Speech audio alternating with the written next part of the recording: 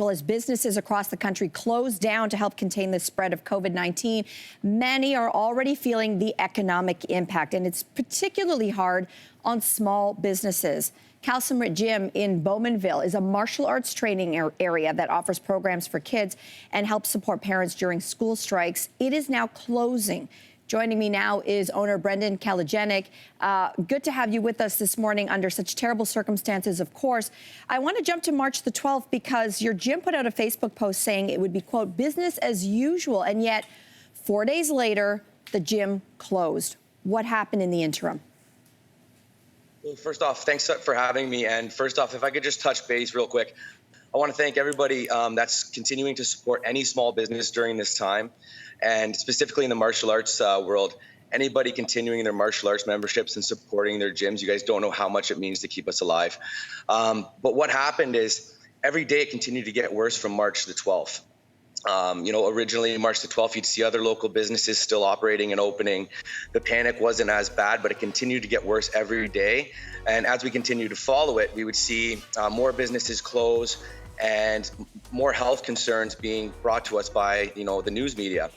So part of my decision was to also protect my coaches and staff and not make them feel obligated to come to work. And especially being in an industry where it's a lot of hands-on, we had to make the decision to close our doors for the safety of our community. Okay, this is a huge financial impact, as we're saying, to a business like yours. What has it been like as a result of this, basically a forced closure, given all the circumstances? It's been absolutely devastating. We have, I run two martial arts facilities. I have a gym in Port Perry, Ontario, and Bownmanville, Ontario, where we run after-school programs.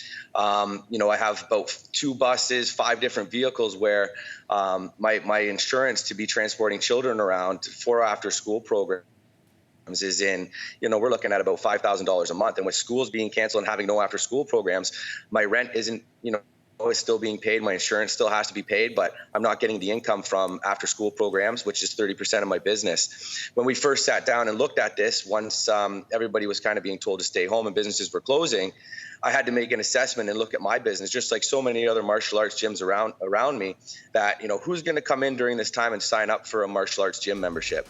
Who's going to come in and buy any of our inventory or do drop-in classes? So we predicted sales would be going down, and I had to make cuts to all the operations that go with running the business, with keeping my staff employed and everything else, just to make sure I can keep the doors open so that there is a gym for people to come back to once this all calms down.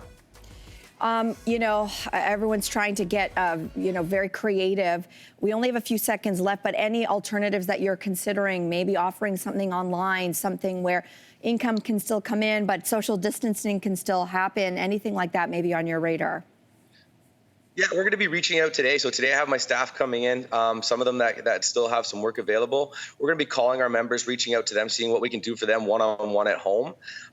Even if it's just help, like going out and getting groceries for anybody that might not be able to. We're going to be offering some online training courses, going live on our video feed. And we're also going to be offering for those that are willing, we do have personal trainers that will drive to certain people's house to offer training if that's appropriate, depending on how things keep working out.